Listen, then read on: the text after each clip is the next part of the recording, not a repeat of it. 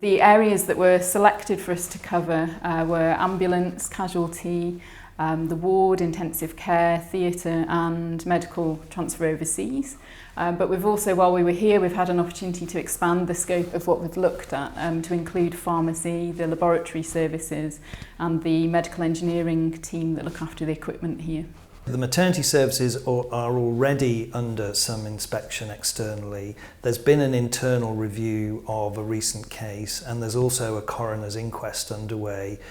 So there is lots of attention going on in that space, and therefore we were asked correctly to focus our attention on all the other aspects of the service. From the areas that we investigated, we didn't find any issues that would give us any significant safety concerns.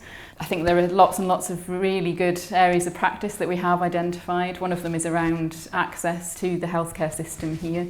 There were some areas that we've identified for future development. One of the areas will likely be around governance and assurance. What that means is we're reassured from the conversations we've had and the evidence we've seen that there is good practice, but it might be the case that some development is needed to provide the assurance in terms of having, you know, the relevant documentation and how that's accessed and stored. We've invited members of the public to share feedback either in writing, by email, and for those that requested to meet with us also to follow up on issues. The meetings that we had were about quite a specific theme relating to concerns around the confidentiality breaches that have taken place. It's clear that every member of staff that we've spoken to is aware of the importance of patient confidentiality and have undertaken training in that regard.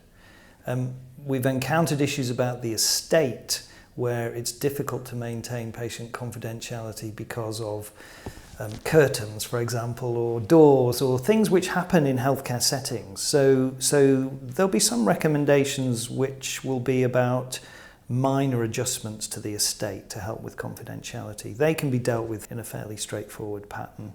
Every member of staff here is also a citizen, a patient of the service and so forth. So we've been very impressed by how seriously colleagues are taking the issue.